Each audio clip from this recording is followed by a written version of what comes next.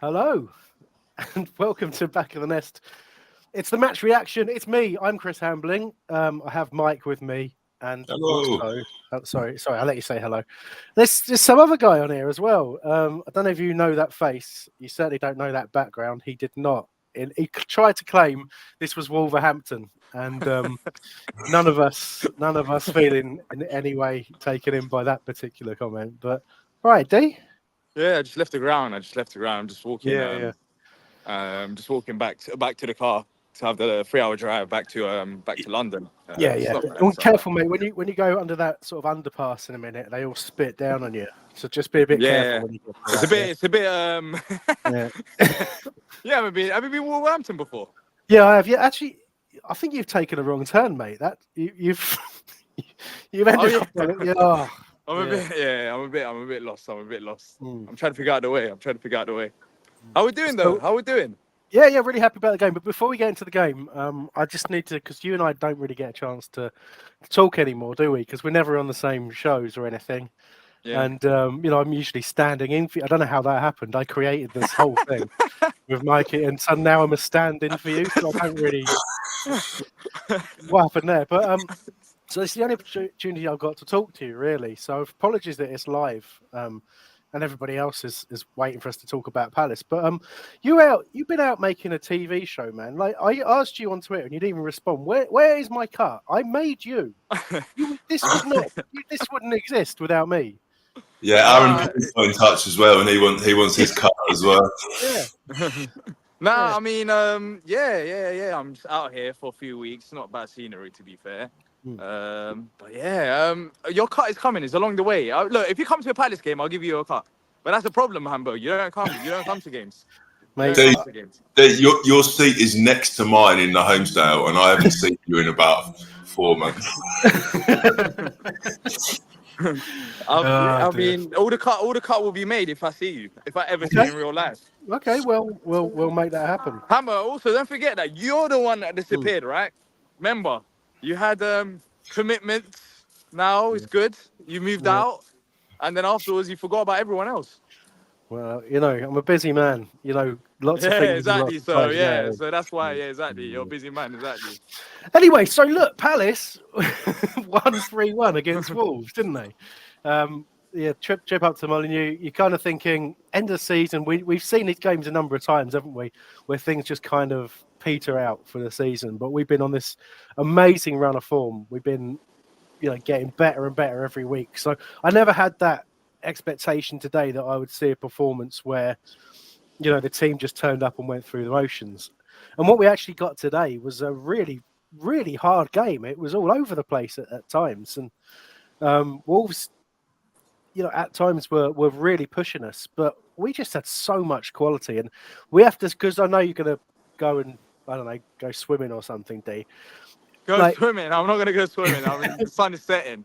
I don't think I'll be going for swimming no, now. fair enough. Well, you can. Night swimming's a thing. Anyway, right, that's another thing. That is a whole different ballgame.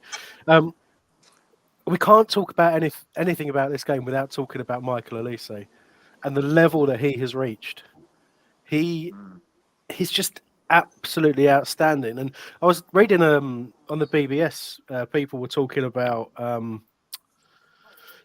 whether or not already you can say Elise is the best I'm ever listening. player to play for Palace, right?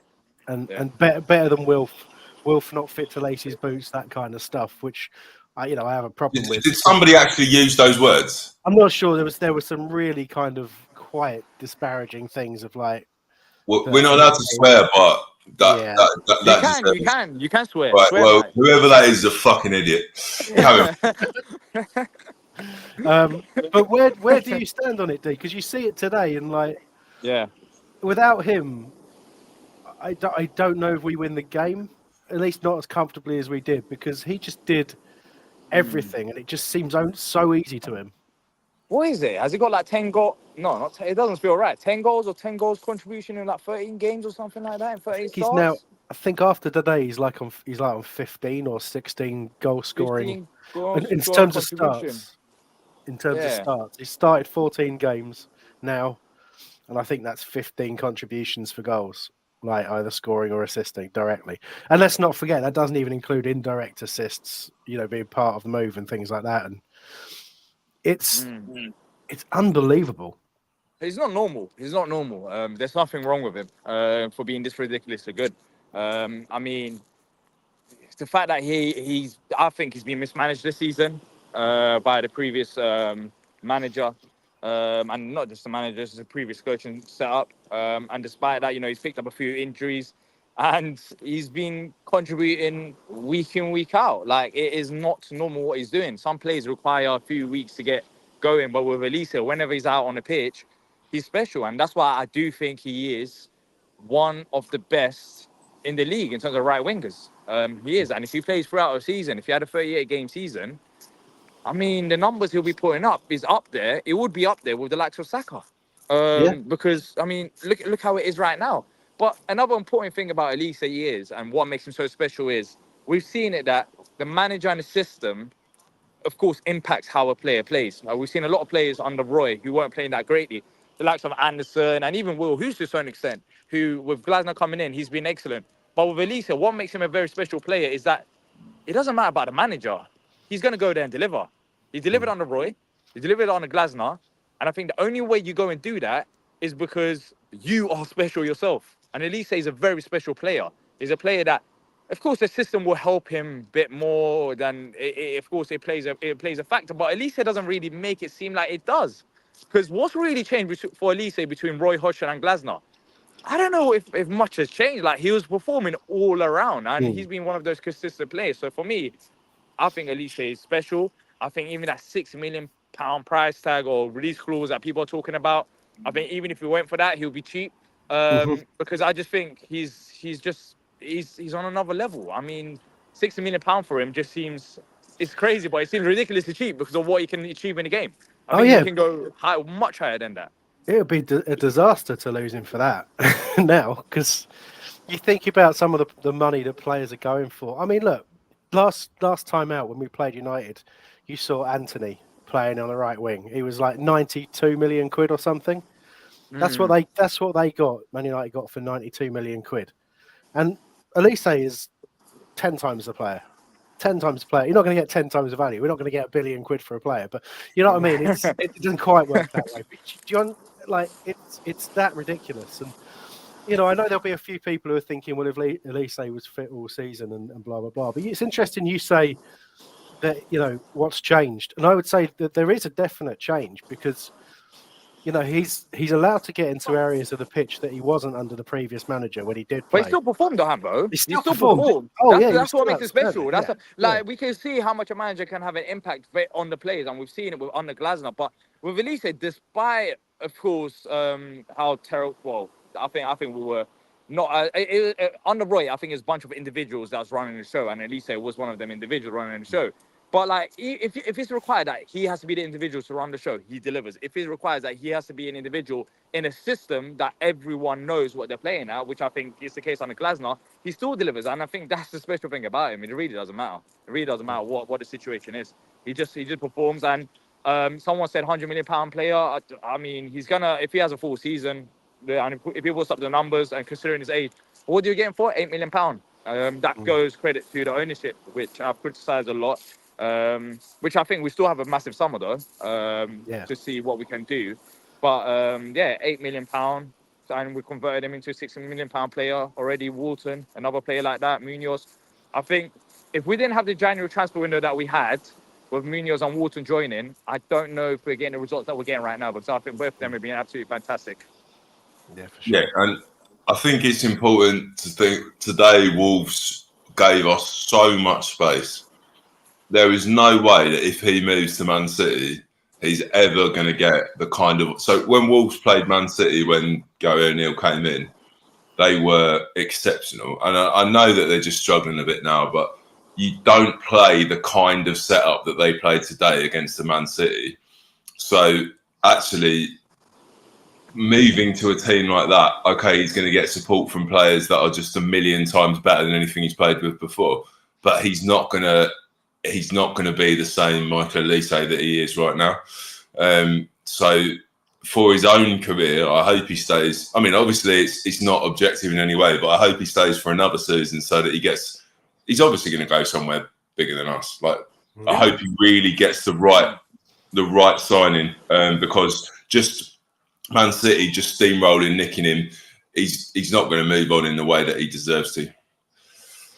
I think that's a really good point, and there's so many like warning signs. I mean, you're talking about that club. Obviously, when Grealish went to City, he was the outstanding player at Villa. He played every week. He was their focal point.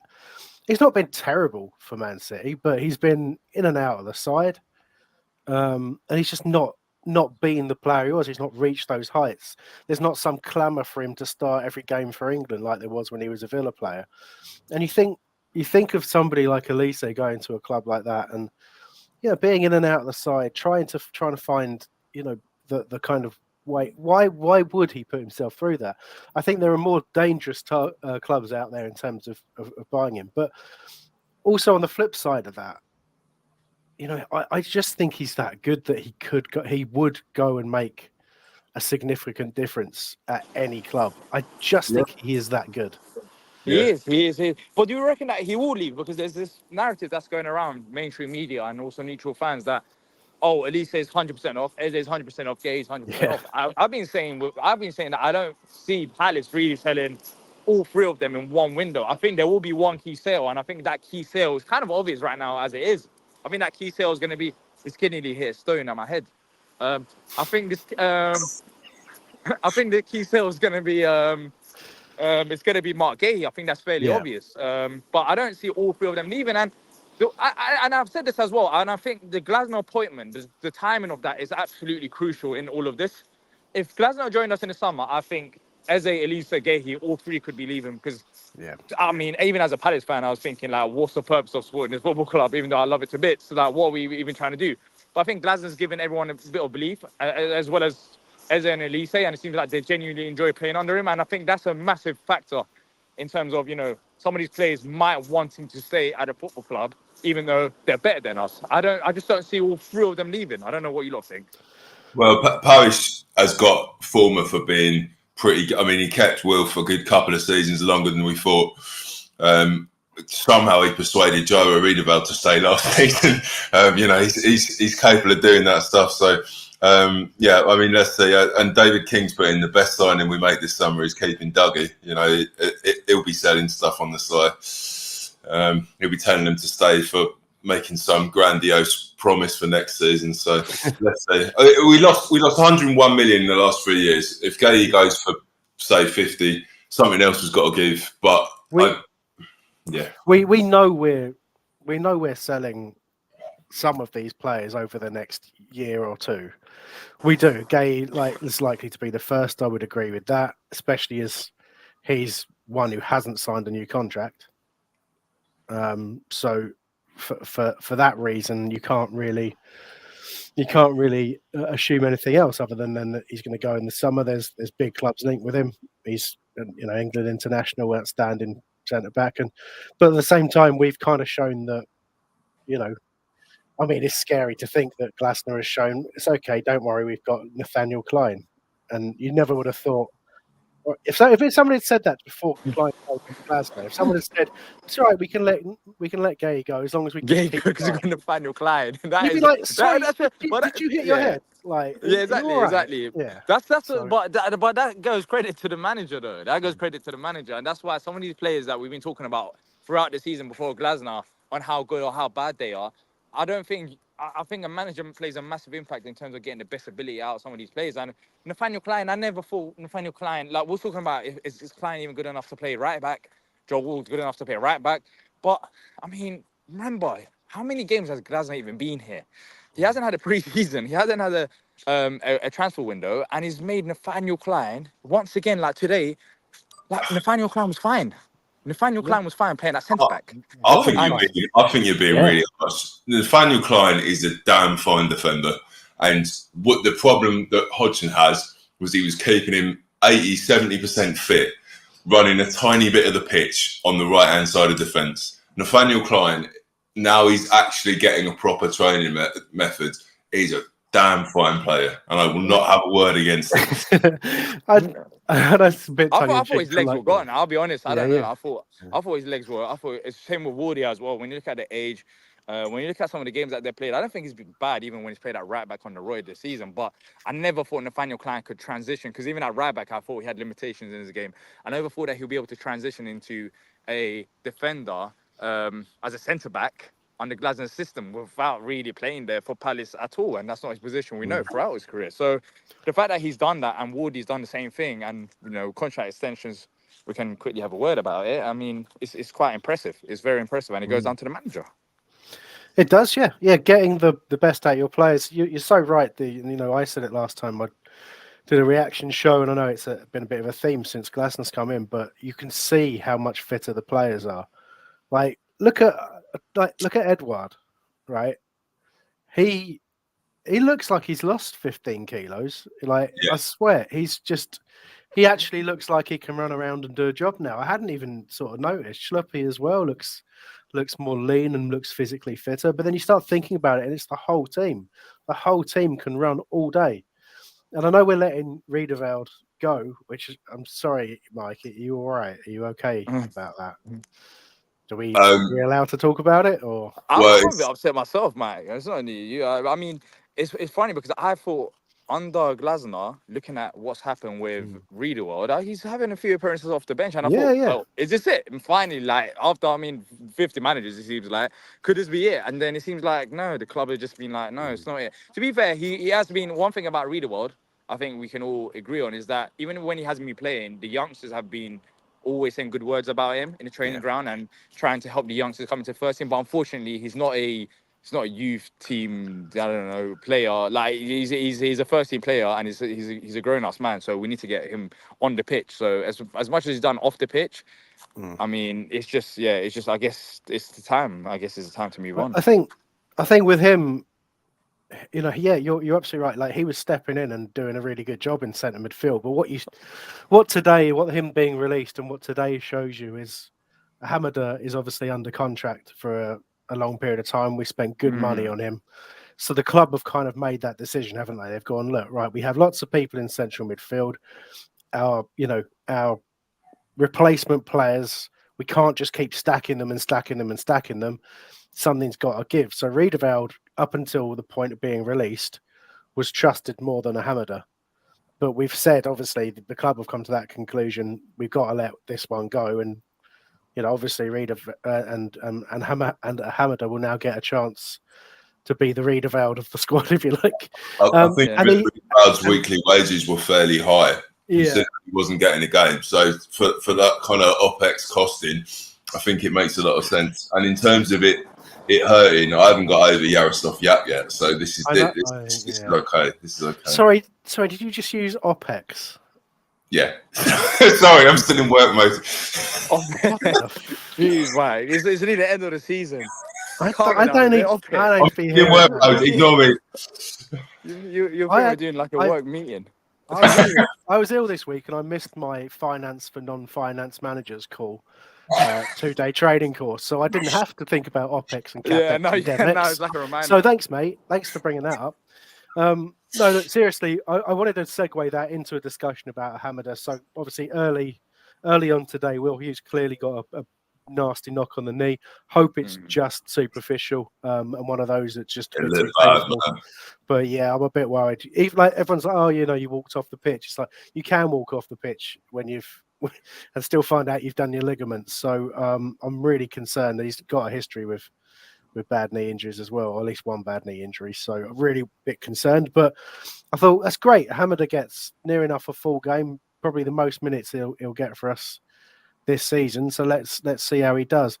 Seen it pop up in the chat quite a lot. A lot of people thought he was terrible. I've seen a lot of comments on social media throughout the game where some were praising, some were criticizing. So rather than give away too much about what I think, I'm going to start with you, Mike. And what did you think of Hamada? So I heard the stat that this is his 20th consecutive game coming on as a substitute. I'd love to. That must be not very far away from a record because that is absolutely insane. I don't think it was just him. There was some misplaced passes. You could see Glasner was. That's the kind of stuff that really pisses him off, right? And so I know it showed up when there's a misplaced pass and Wolves had a decent chance in the first half, but he wasn't the only one. I thought even Adam Morton did it a few times. People, I think it was just a little bit casual too often. So I don't think that's just because Hamada was there. But he made a few mistakes and those were kind of magnified. But otherwise, I thought he had a decent game. Let's not forget that the 2 goals came in the first half after he came on. So the moment Hughes went off, I thought, okay, so this perfect equilibrium we've got right now is going to suddenly it's going to be shown up when we lose one of the players that's been doing really well. But it didn't. That's quite telling. I mean, the red cards. To me, the first one was just silly and it was just running on adrenaline. Second one, I think if the ref had realised it was actually outside the box, maybe he wouldn't. I don't know, but I don't think that red card was on the back of poor play. I think it was just adrenaline running. In a team that have now got whatever it is, 16 points from 6 games. I thought he did decent. I have my doubts that he's quite the right player for the job, but I think he's there. I think people saying he played badly is very harsh. I think with Hamada, I think the biggest thing to take away from this season is before the season even started, to be fair, and I was in preseason. I think he was our best player in preseason. I think what's happened with him as well as França is that once again, it just seems like I'm slating the previous management team, but I just don't think he got consistent minutes. I think he had a very good preseason. I think it was a perfect time for him to have a few more minutes throughout the season, and he just didn't. He hasn't got his rhythm going, and I do think that if he has a preseason, I think this season's been long for him personally, due to him not getting that many opportunities. Look, Glasner bringing him on consistently ever since he's really come to the club shows that Glasner really does believe there's a player in him. But I think it will take a bit of confidence job with Hamada. I think he has to naturally build that. Remember, he's still fairly young. He has played in the Bundesliga as well. It's not like he's a youth team player who's had no first team experience. Like he was a solid player that we signed, and he's a player that should be able to do a job as number 8. But the thing is, we just have to be patient with him, and we have to, just like some of the other players that Glasner's got the best out of, we just have to give him the opportunities. And he has got a few opportunities. And I'll be honest, he hasn't been that great under Glasner so far. But from what I've seen of Hamada in the past, I do think there's a player in him. I just think we need to give him the opportunities for him to express himself a bit more consistently, because he hasn't been able to. He hasn't been able to, and now the season's pretty much done anyways. And that red card today, it's probably good for him. He just needs some time off. He needs some time off. Start again next season. I think there's definitely a case for saying, pick his position, because I think his versatility has been a bit of a problem for him under Roy. It was like, you're never going to be good enough to start, but I can throw you on in a number of different places. So I think he came on at right back, right wing, central defensive midfielder, probably up front at one stage. I don't know. But Glasner hasn't really out and out used him as an 8, like you say, D, until the game today, really. So it felt like he's had a couple of bits playing central, to be fair, under Glasner. So today did feel like a little bit of an audition, and I think that's why people are judging accordingly. But I would say, sort of back Mike here a little bit. I think it's a bit much to judge him harshly, like on that performance, because for the reasons you say, D, because he's not played consistently. He's obviously not. There's been plenty of success stories of players who've slotted into the team under Glasner and done extremely well. If you look at the improvement of Mitchell, if you look at Klein, if you look at Richards, if you look at Gyro, you look at Schlupp coming off the bench, those players have responded. They've responded to the methods, responded to the organisation. Hamada is one who hasn't responded as quickly as others, perhaps.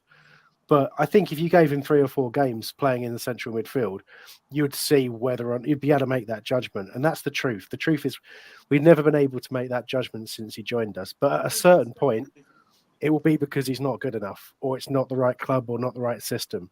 Because if he doesn't get those opportunities and take them, if he's not pushing in training, pushing players out of the side, you think about when we lost to Kure, you think about when Glasner came in, all season. And you think about when Glasner came in and Will Hughes managed to cement a place in the side. Like, that was an opportunity for a Hamada, wasn't it? To say, no, don't pick Hughes, pick me. Right, but he didn't manage to do it. So it's very interesting. Can we go to the? I've just seen a comment from Dex 2024. Good news is that Glasner knows Ozo. I think you probably mean David Ozo. Is a donkey. He now knows so is a Hamada. He brought on French Ed to finally settle that he isn't good enough. There'll be players moved on in the summer. I think that's unbelievably harsh to call Ozo a donkey. He's 18, maybe 19?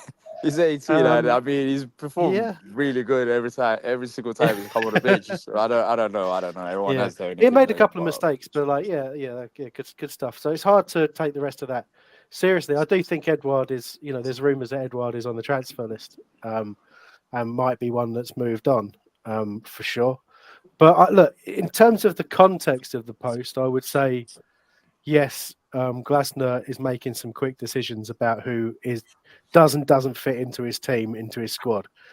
But and it's an extended preseason. After we stayed up, I've seen, like, that's why the timing of him joining is perfect. We stayed up, and now he's got time to see and give a few more minutes to the likes of Edouard. Now that we're seeing recently, I think in the last game he came on for Mateta. This game he came on for Mateta as well. Like, it's an extended preseason, and not only that, he's been definitely in discussions with Dougie and Parish about who he wants at the football club, and that's why Gyro's moving on. That's why who else is moving on? Who else? There's one more player. Gyro and Job Tompkins. Oh, Tompkins, yeah. So he's had this opportunity, and now he's going to have the summer window on top of that, a proper preseason, and it's going to only help us. Like, this is bonus for us. But yeah, look, gents, I need to go as much as I want to stay here. If you just want to put a banner over the show, just put a banner over your face to make the point. Safe trip back from Wolves, yeah. All right then. Got a long journey home. Yeah. Thanks, Steve. Take it easy, mate. All right, see you later. Yeah. As you can see there on the banner, there's a link there for you to join us on the show today. Just get lined up. We'll pop you on. Nice to hear from JR, wasn't it? Oh, absolutely lovely, and to see his face as well, and he's very, very, very assured beard that he's developed. A random message straight on from Bollocks 3000. Bored of winning yet? ? Well, there's been a few in there that have been like making the point. It's nice to want to be a Palace fan at the moment. It's nice to be enjoying it. It's a match day, and you get the message on your phone from the club saying, today is match day, and you don't go, I'm extremely, extremely happy to be a Palace fan right now. I have to say, it's been fantastic. Anyway, we have Alex lined up. We're just going to let him talk. Here he is. Oh, let me get rid of that banner on your face. That's a bit rude. I had to do it the old school way, typing it. So I don't know if it's in the chat. Yeah, I pop the thing in the chat anyway. So. Oh, okay, cool. Yeah. So let me tell you guys a story. 2015, Leicester in trouble. Last 8 games, they got 19 points. Got out of trouble. I was thinking this exact same thing earlier, Alex. We win. Carry on. 19 points in 8 games. Maybe. Now, you've said it out loud, haven't you? That's the thing. You haven't said it exactly. You haven't said the exact words. Exactly. I can't accuse you of jinxing it. However, I'm doing all right, man. I thought that this was a weird game. I think a lot of it stems from the early Hughes injury. It kind of threw off the game, and it was very scrappy. Even though I thought that 2 of our 3 goals were really nice, I don't know. Like, I just thought that they kind of owned possession in a way that they were getting past our midfield, and so I think it would be interesting if we play Wolves next year because they're so periphery based that they got around us pretty easily. I thought, and I give us a lot of credit for how we defended today. When you say periphery base, you mean what do you mean? Down they play down the wings or not? Attacking the wings, I thought they were doing a great job, especially when they had Norian. Like I'm very surprised they took him off. Yeah. But I thought that there was a few standouts. I thought that Wharton, if he gets that assist, he gives that perfect ball to I don't even remember who, but completely misses it. We missed quite a few chances, and I think you're referring to. I think you're referring to the second half chance where there was a lovely 1-2 between him and Eze, and Eze ended up going down the left-hand side, crossing it over, and nobody picking it up. It was absolutely beautiful. It was my favourite move of the entire game, and that was a like, oh, this season has actually meant something, because a few months ago I was thinking, oh, I'm waiting for the cricket season. I don't really care about this in the slightest.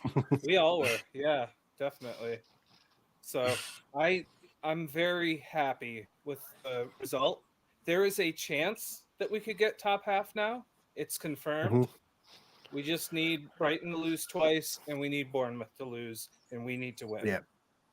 Yeah, I was looking at that, and I just thought, I mean, I never thought we'd get to like touching distance of Brighton. Like, have a look what they were making. Never, but like, you know what I mean? Like from where we were, what, 5-6 games ago. Back, okay, they've got Chelsea on Wednesday night, and then they've got Man United. All right, well, they're going to get 3 points. You're going to get 3 points. Maybe. They certainly have players that, if they're available, like Bruno, would make the difference, I think. But you never know what the hell you're getting out of that team, United. No. And right now, Brighton, like, the only goal they scored was scrappy and awful. It's just like they're just not doing well. They can't gaslight people anymore into believing that they're beautiful to watch anymore. They're having a really tough end to the year. Sorry, carry on. I was just going to say, like, I don't like to watch Brighton. Like, I just don't. I just hate them. I hate them too much. But exactly that. They've always bored me. Like under Potter, for the first year or two of his reign, they didn't score. They passed the ball around really slowly. Yeah, it was just like, oh. But like then De Zerbi came in like off the back of some really good work done before him. Kind of rode the crest of that wave and got called a genius by Pep or something. And all of a sudden it's like they're this amazing club that's just taking Europe by storm. But it's like, actually, you went out of Europe with a whimper. Good on you for getting there. We haven't. But, yeah, exactly. But they went out with a whimper. They got a few little trips away, and now they're slipping down the table, and they don't have an answer. Like they've had players in and out. Players have lost form. They don't really have an answer. So I look at them and I'm like, they're in decline. We're on the up. And I didn't see that coming. Like halfway through this season, I did not see that coming. And it's delightful to see. Yeah, I think that we were more unlucky at the start of the year than them in injuries, and they've been a lot more unlucky than us the second half of the year. It's kind of been one of those types of things. So I will at least give them that the people that they're missing are crucial to how they play. But I don't know. For context, for those of you that live abroad that maybe haven't heard this before, a lot of our press. For anyone that's listening, a lot of our press live in Brighton. So those people that write about Brighton obviously often are not objective. But as a result, they get a lot more coverage than other clubs. And that has meant probably financially quite good things, because they've sold players for amounts of money that maybe the Wolves of this world probably wouldn't have got the same amount of money for. And it's had a financial impact for the longevity of their club. But that model does not last. So especially even if we finish above Brighton, yeah. I'd rather not give them the credit of thinking that is in any way important. Also, kudos for the guy that made the comment about Ozil being banned from the chat. I don't know who did that, but yeah, I mean, there was a secondary comment that I just felt was a little disrespectful, so he's gone. He doesn't run a tight ship like me. But Some of the I got no time misspellings. for it. Whoa, woof. Okay. Yeah, right. No, you could have a completely bullshit nuts opinion if you like. I don't mind, but if you're offensive to people, you can fuck off. That's what I say. So can we just comment with Tim here? Mike, it's awful in the US. I can't even tell you the delusional praise Brighton get among pundits. Yeah, still they were getting it in the Man City game where they were down 4-0. Like, I don't get it, and I don't know that they're just it's not gonna last. But let's stop talking about them. Let's talk about us. You stay where you are, Alex. I'm gonna throw bollocks 3000 in just because of the name. I'm just gonna let's just have a party. Right. Hello, gents. Right, how you doing? Hey, what's up? I'm happy. Yeah, it's all good. It's all good. I'm not used to this winning streak malarkey or undefeated streak, but long may it continue. Yeah, but I mean, how long will it continue? I mean, we only get one more game of it this season, don't we? Annoyingly. Yeah. I don't know about Villa. If they've got nothing to play for, maybe there's a chance. I'm not sure how he's going to deal with not having Hughes or a Hamada, whether it's the Schluppy or maybe a farewell for Gyro or they give Ozo, Dexter's hero, a match. Sorry? Lerma might be back for that game. I didn't saw half of that because I was laughing. What did you say? Sorry, Alex, for the third time? Oh, I'm skipping. Lerma. I think he's back for the last game. Yeah, cool. Yeah, good timing. Yeah. I mean, Villa could have a huge amount to play for, depending on how results go. But Tottenham needs to not be Tottenham versus City. I think that's what it needs to be. We need to do something. Yeah, you don't see that juggernaut slowing down anytime soon in terms of City at the top there. Anyway, right, okay. But let's try and pick something. You've joined us new, Bollocks 3000. I'm going to refer to you directly as that the entire time. Don't even tell me your name. I've been called worse. Locks for sure. So anyway, pick something from the game that you want to talk about. The air is yours. Maybe slightly controversial, but I do think that Wharton had to come off. He looked a bit knackered. He'd had a few after half time. I think they made it their mission to try and rough him up a bit, and it kind of worked. But obviously, he was in the midfield without his usual buddy. So maybe that took up some slack. But he played very well for the first half. He ran the show as always. But there were signs that he was tiring a little bit, which is understandable. Maybe Glasner could have wised up to that. But the other thing I was going to say is that I love the fact that we would have, for once, we played Wolves quite a lot, and they've had these dark art tactics, and now we're the team doing it to them. We were getting yellows for time wasting, kicking the ball away. Okay, that kind of bit us a bit, but like stealing yards on the throws, I think Munoz, it gets about 10 or 15 yards every time he goes to take a throw in, Munoz, and never gets in trouble for it. Henderson takes so long with goal kick. All those sort of things that used to wind me up about what Wolves did or Newcastle do. And like when we faced Newcastle, like we outplayed them football wise.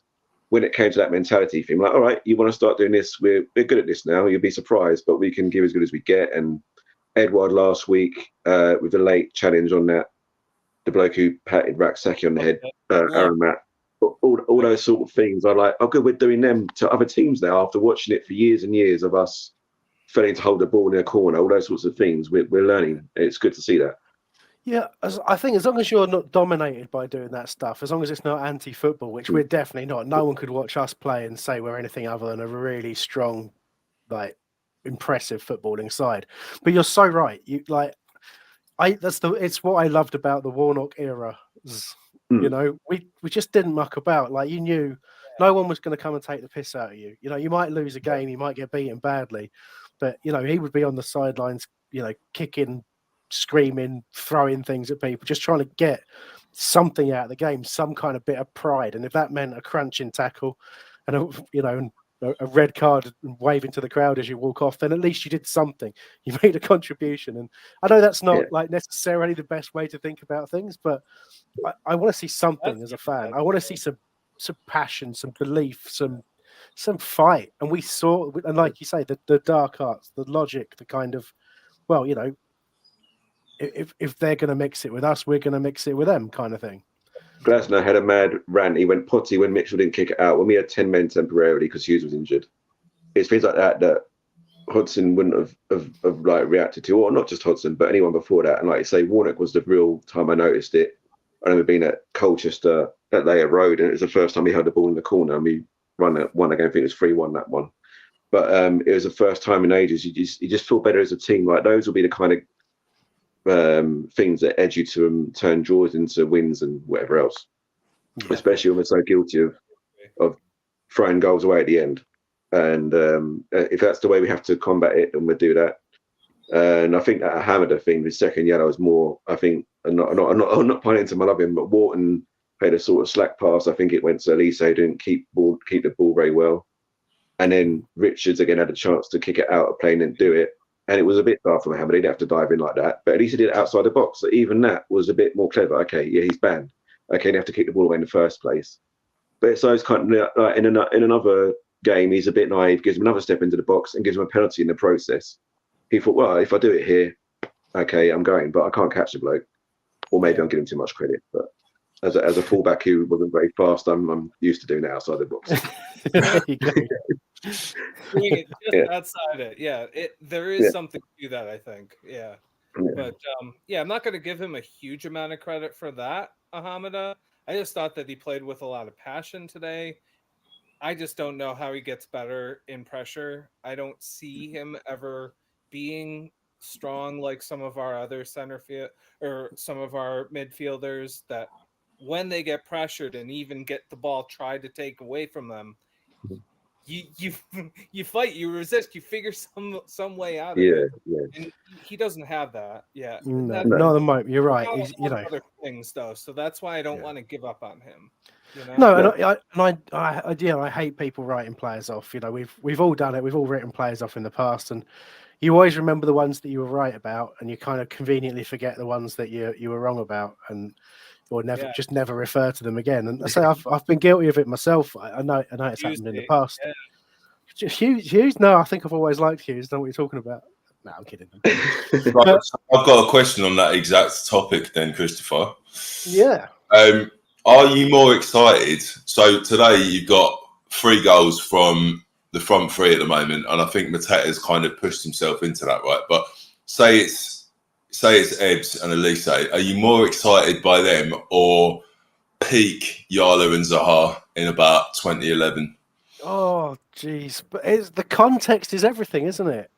Because, like, in terms of the sheer quality at Premier League level, you've got to pick Elise and Eze. Not quality, your excitement. Excitement. Oh, my God. But Balassi and Zaha on either wing, they lit the entire division up.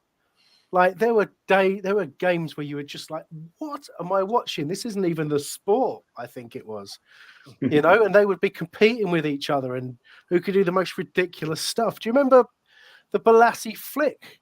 Yeah. From he did to Ericsson and I forget the other Spurs player who was there at the time where he went between them. Like that excitement, that period was so much more exciting. But it was more exciting because we were bad without them. We just were really not that great without them. So that's what I was getting to. That's what I was hoping you'd bring up. So at this point, we actually have, for the first time, so if Zaha was out, we went how many years it was, 3 years without winning. Actually, we have 9 other players that support them pretty well. Okay, we're only going to finish 16th, 15th without the 2 of them, but we've got probably the closest to a decent, strong starting 11 we've had in ages. So is the difference now I'm less excited? I mean, don't get me wrong, I'm excited, but it's not the same gut-wrenching passion that I had the season before we sold Zaha to Man United. Is that because I'm older and cynical? Is that because the rest of the all right. Who's watching? That's for those listening. That's just a nod from Chris. Yeah, is it the fact that actually we've come to expect this stuff a bit more after 11 years? Because I don't think that's the case. Or is it just actually the team altogether are a lot stronger? I don't know the answer. I mean, yeah, it's probably a bit of all of those things. Definitely the age thing is a strong factor. But look, we've got a good squad, but it's not that long ago that we were looking at it as a bad squad. We were talking about no strength in depth. We were talking about how the terrible planning from our ownership and how we haven't got enough people for every position, and as soon as the first 11 are injured, we've got nothing. And all of a sudden, it's not the case because that is probably still the case. Like if but four injuries and we are fucked. Like, well, okay, to specific players, but like that back, the point we got 3 centre backs. We bought Holding, who's been permanently injured, but proper coaching, proper support, the team ethic. There was a really, really good piece. I'm going to 442 on their YouTube channel. Go watch it if you haven't done already. There's a piece. It's called something like "How Crystal Palace Destroyed Man United," and it's focused a little bit on how Glasner sets his teams up, creating little shapes of fours, little rectangles and squares all over the pitch. And how that makes it. You see that? The 4-4-2 piece you're talking about? Yeah. It was really good. It's so good. Like, it's a bit of a spoiler for anyone trying to work out. Don't tell people about it. I don't look at it anymore. It doesn't exist. Nobody watch it. Only look at it if you're a Palace fan. Yeah. I didn't like having Ambrose on the call because he likes our players too much. So in the US, we had Darren Ambrose, and he kept raving about Wharton, and I was like, "Oh, shut up!" Oh, the cat is out of the bag on that one. I'm conscious. Like, Tim has been sitting in the background. He even finished eating. That's how long we've had him sat there. So I'm probably going to chuck him in. Look, feel free to lurk around. I think we can. Like, obviously, you'll get to talk less the more people are on. But I'm going to throw Tim on into the mix. If you want to hang around, hang around. If you guys need to drop off. I like it. Oh, look how it's done it. That's weird. Oh, no. I don't. Oh, I'll try and click some buttons and stuff. Hello. Hi, Tim. Hey, what's going on? Brilliant. Oh, no. Oh, there we go. I'm just going to keep clicking stuff. Don't worry. You'll all disappear. All sorts of crazy stuff will happen. I expect some silly filter on my head or something at some point. Oh, that's a great idea. Right. So, yeah. If you need me to get off, I'll get off just so that there's more space. I mean, you don't have to. I mean, I can swap you around. You can go and sit over there. We can make Tim go with Mike. Nice. This is good stuff. Look at that. Brilliant. There you go. There you go, Tim. I mean, it's nice to win a match when we're not at our best, but do it in a way that shows the quality of the squad. We've done that before. I think we are, in some ways, historically, smash and grab FC, and this is not that. So it's nice to win a game where we're not at our best, and it's not a smash and grab. Brilliant. I had a couple of call outs. The thing, Wharton's passing is terrific, even though he was off it a little bit today. But the thing I want to highlight about him today, I wonder if you all saw it.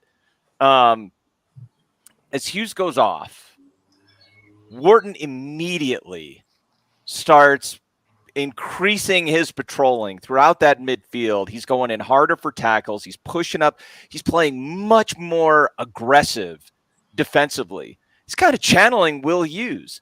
I got to say, I loved that. I absolutely loved it. I mean, I think we know how special this kid is, but that was an area of his game where I think he's very good at putting in a tackle, but I had not seen him get into players like that, taking on Hughes' role. That was excellent. Mm-hmm. I really enjoyed that. Yeah. It's good.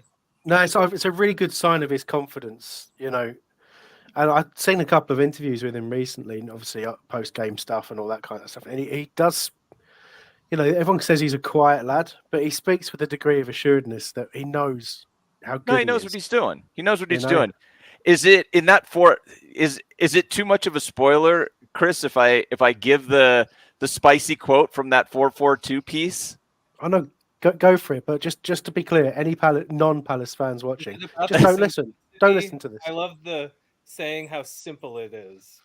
Well, what he says is at the beginning, he said we've gone from Roy Hodgson's 4 at the back, no sex please, we're British, to Oliver Glasner's 3, I don't care if your husband finds out, 3-4-3. And it was just, but that is kind of what we're getting used to, this idea that even when we're off it, we can play. And this game in particular, we had great moments where we're just playing. Michael Elise just playing, finding space. I think that I'm going to be really curious to see what Glasner's post-match comments are, because I don't think he's going to be real pleased with this performance. I think he's going to single a couple of things out, but I do not think he's going to have glowing praise. There were moments where he was fuming on the touchline. I have those comments if you'd like them. Nice. So let's not sexualize Oliver Glasner. That's good. Carry on. Mike, you've protested too strongly too quickly. I like my men's 7-year-old women. Yeah. Crack on. Telling contribution from you there. So it said it's a great win today. Glasner told Premier League Productions it was a very, very tough game, and we had a little bit of a problem at the beginning, but after 10 minutes we did really well. We had 2 big chances before we scored the goals, so we deserved a lead at half time. And then in the second half we knew they would do everything to come back. Then we conceded the 1-2 goal. I really liked the reaction of the team, not just defending but playing forward and scoring the third. And of course, it was then many set plays, many long balls. So we had a great keeper again, and it was a great team effort.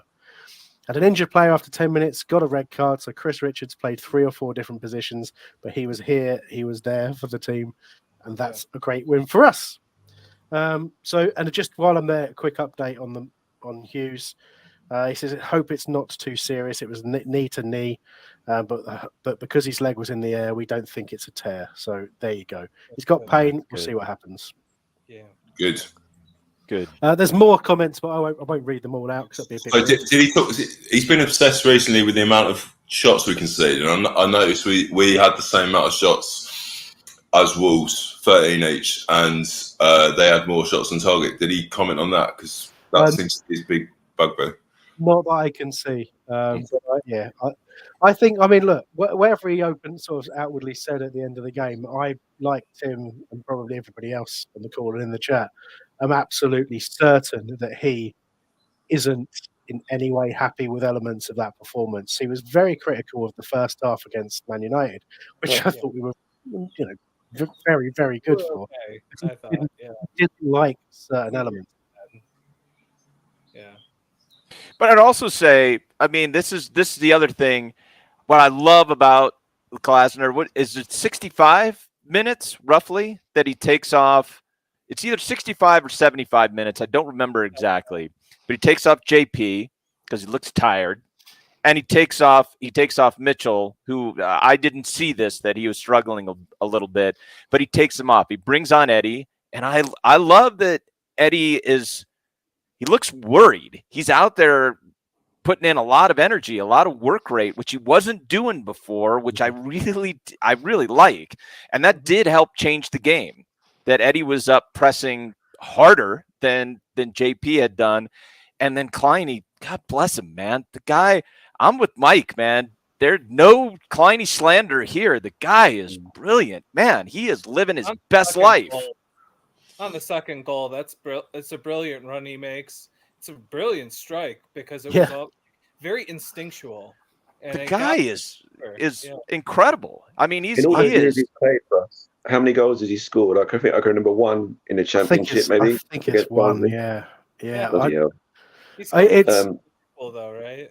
I think he got a few at Liverpool. I think. Look, I didn't think it was him, even though I saw it said 17 and Klein. I was just like, no, That can't be Kleiny. that's not him. That's not him. Ward. But,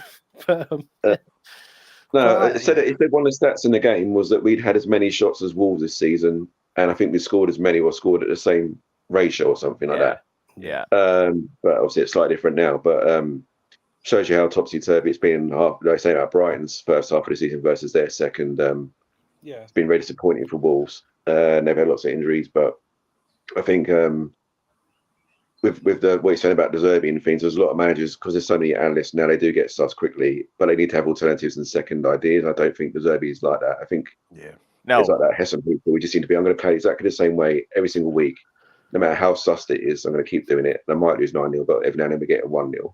I hope Captain's got a bit more than that. I'm sure he has. No, he and Postecoglou, right? They're cut from the same cloth in that way. There's no changing whatsoever. But I do want to give you some. This was another thing, Mike. I said like Brighton gets nothing, and they do. They get unreasonable amounts of praise here in the U.S. However, Alex, I don't know if you heard this, but it was so great listening to the U.S. feed today because on it was Darren Ambrose.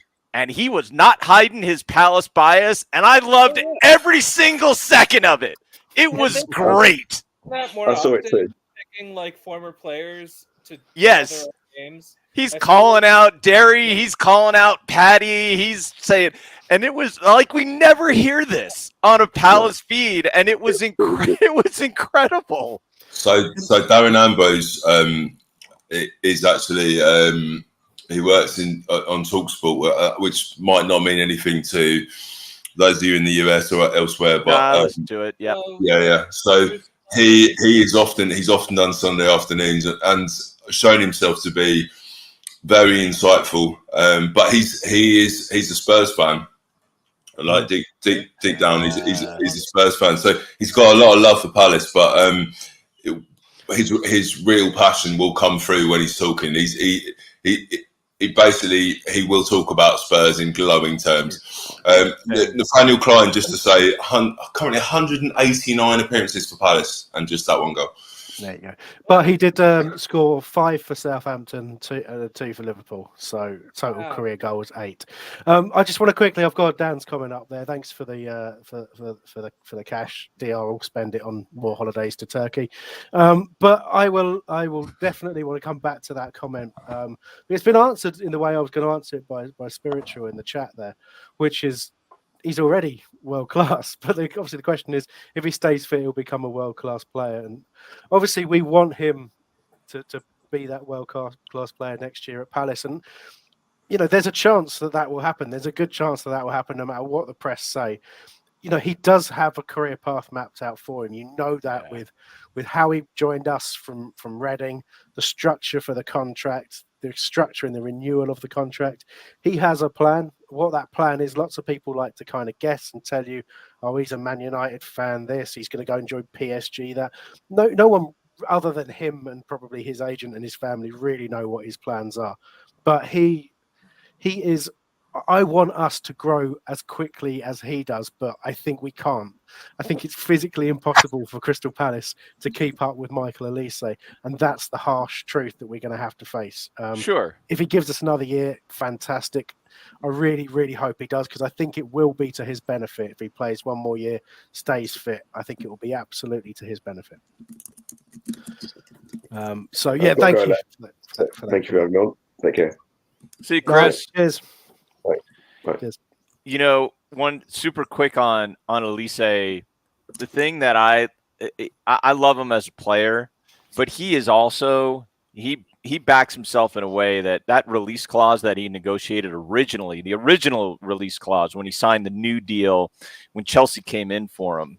The backstory of that I heard, and I can't verify whether or not this is true, Chris, but the idea was that Elise has it set up where you negotiate with him and his people. You don't negotiate with the club. So in that original deal where Chelsea screwed this all up is they activated the release clause and they wouldn't talk to him. They wouldn't talk to his people. They kept going to Palace to say, hey, we want this guy. We've activated the release clause. Make this happen. Yeah. And Paris kept saying, you need to talk to Michael. Yeah. And apparently this was going completely wrong. And he got frustrated, and that was that. That was the end of that deal. So the hope that I have for this, and then I'm sorry I interrupted you there, Alex. The idea is, if he's got a 60 million pound release clause, whoever is going to come in for him, they're going to have to deal with Michael, and they're going to have to give him what he wants. And he's already got. I think Palace has been made very clear what he wants. So I think we're in a surprisingly strong negotiating position, because Michael's going to get what he wants, and if he doesn't get it, he's not going to go, because he has what he wants here. So I think that is interesting. I still think he'll go, but I think he's been very smart, very shrewd about how he makes himself. He puts himself in a position to go to as far as his capabilities will take him, which I think is there's no limit. I think Tommy's idea that it's on the screen now is the perfect one. And yeah, that is Okay. that With is a trench plan. coat. Yeah, trench coat could do it. Yeah, I've seen especially in the colder months. But there you go. So yeah, look, I'm conscious of time because I need to go and make dinner fairly soon. I always frankly feel like I could just leave the show running and you guys would just keep it going anyway. But so just a quick kind of round everybody for kind of last sort of reflections really. I'm going to start with our guests, so I'll start with you, Alex, so we can let you go first. Any final reflections? So I want to, this is a weird thing to say, but I kind of want the Spurs to win their game so that the Villa game matters, and then we beat them. It would just feel better to just deny them like the pleasure of doing it themselves. I still think Spurs are going to Spurs it, but like, I don't know, like just being like, you got to go through us at Selhurst Park. Let's give them what we got. I like that. I like that attitude. I want things to be as easy as possible, but I really like that attitude. And look, it's nice to see a game when there's something to play for. But I think the final game at Selhurst Park, there'll be a real mood of positivity and celebration. Everybody will want to show their appreciation for what's been an amazing turnaround this season. Obviously the fears that might be the last time we see certain players in a Palace shirt, that's always there as well. And you want to show your love and appreciation to them in those circumstances too. So I think, I totally get what you're saying, Alex, but whatever happens, we're going to canter to a win, in third gear. Be nice and easy for us because we're just blowing everybody away right now. So what they got nothing. So thank you so much for joining us today. Really appreciate it. Thank you. It's been Take great. care. Yeah. See you, Alex. Tim, the floor is yours. I mean, it wasn't that long ago. I'll just remind people. I am a generally positive person about Palace, even though my anxiety always, like, I can't eat before games. I always have that negative feeling inside, but I always try to come at Palace with a positive feeling. And I remember how angry I was at that 4-1 loss at the Amex, and just how pissed I was that I could see when Elise went off, and then we found out within a couple of days that he'd be out for 2 months. The way that this season has turned in just that short amount of time, I can't have anything but incredible amounts of gratitude to the players, to Ollie Glasner, to Steve Parrish, by the way, for like doing some really smart, along with Dougie and the team, John Textor. I mean, I'm a little bit iffy about Textor because the way he's going full forest down in Brazil makes me a little nervous about him sometimes. But honestly, the way the team overall has come together to deliver us the joy we get to feel right now,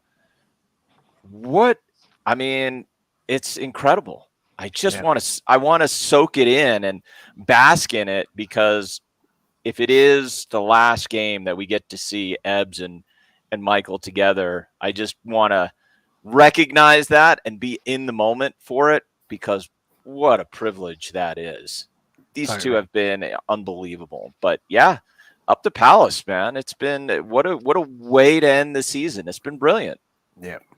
No, that's fantastic, Tim. I won't sully your wonderful words with any further comment on that, other than to say wholeheartedly agree. We'll let you go, and I'm sure we'll speak to you again next time. Sounds good. Take care. Yes. And Mike, it's just you and me to round off the show. There's a few things in chat. There's a few things that we haven't talked about. I mean, I wanted to talk about Mateta. He's now on 20 goal involvements for the season, 16 goals, 4 assists, I think it is. I might have got my maths wrong. It might be, but I'm pretty sure that's right. In about 36 games, just an incredible turnaround from him. But we've talked about that plenty the second half of this season. Obviously, the end of season awards happened. He won Player of the Year and Joint Players Player of the Year with Anderson, which shows that the esteem that his teammates held him in. And Anderson, who I don't think we've mentioned once on this show so far. Mm-hmm.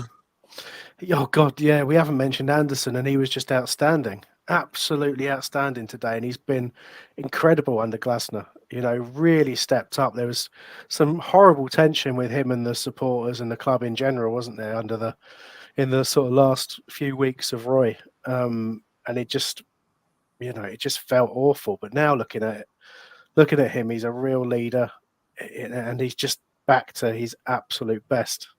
So great to see that. But I will give you the opportunity for any final reflections, Mike.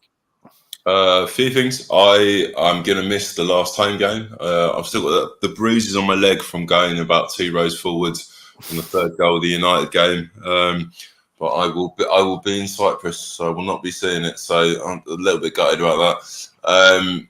I'd imagine he'll broadly play the same side again. As much as I think we all want, a run out for people like David Ozo. He might as well finish on a high, and the chance. Let's be honest. Every space is what, £2 million. It all counts. I thought we haven't mentioned Dean Henderson. I am a massive Sam Johnson advocate, and I still think he's a better player than Dean Henderson. And early on, Dean Henderson coming to us after getting injured, I was a little bit unsure, and it felt like, someone's just put in 20 quid. Yeah, Dan again, you're an absolute legend, Dan. Thank you so much. Thank you. I was sceptical, but I think in these kind of situations, especially with a team like Wolves putting the ball in quite a bit, his way of punching, that kind of stuff, and his coolness playing the ball out, I was really impressed. Tyreek Mitchell, who I think's had an up and down season. I think he's had very good parts, but he's had some bad parts as well. We've barely mentioned him. So I don't really think there was a player on the pitch today that wasn't anything other than, properly up for the challenge. And the one thing I would finish on is I was kind of hoping in my heart of hearts that Elise Haines would get injured. But when Tim was saying there that might be the last time we see him together, I don't think it will be. No, I sincerely hope not. I'd hope they feel they have unfinished business. I'm really worried about. Do you think it will be? Reality has hit so hard so many times as a Palace fan, and the history. There are people here who've not had the misfortune of knowing some of our history. Finishing third in the top division and then selling our best striker the year after, and just watching the club plummet and take absolutely nothing from the experience, and just end up in a worse state than we ever were. That's kind of like my formative years of Palace. So I always have that inherent fear that it's all going to go wrong. Eze being 25, he obviously was a bit of a later starter in his career because he got moved on by lots of clubs until QPR gave him the proper chance. So I'm hoping that he gives us one more year. But his age makes me wonder if he's got the opportunity. If a Champions League club comes in for him, he's going to think I'm crazy if I don't take the opportunity now. What if I get injured next year? What if this? What if that? What if Wilf? So, yeah. But look, I don't want to. I could go on forever. I could say, we were talking earlier about, other managers being found out. Well, Glasner's probably not had enough of a period in charge of Palace for the opposition to fully kind of work out and force him into that plan B. So we'll see that next year. That's a real interesting thing to look forward to for the next year. But I got to say, I don't have any fears. I love his attitude. I love what he's done with the club. He's made players that were playing perfectly understandably at a certain level play way above that level. And that's apparently what he does. Fans of him and his other clubs where he's managed have always said he gets everything out of every player. And if he doesn't, he moves them on. And that is absolutely what we needed. And the last thing I'll say on it is I went on to BBC Radio London this week after the United game on Emma Jones's show. And I was expecting all sorts of questions. And I only got two because they wanted to talk to a miserable Man United fan at the same time. But the second question I had not anticipated.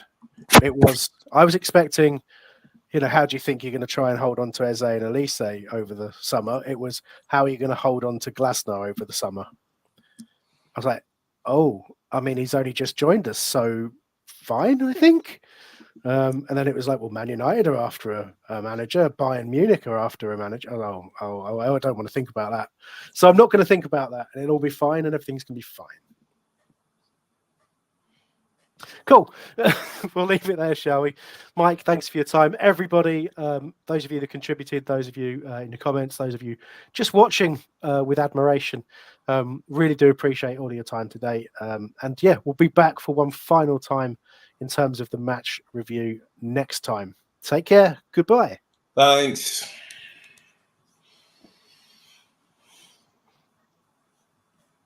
Took ages to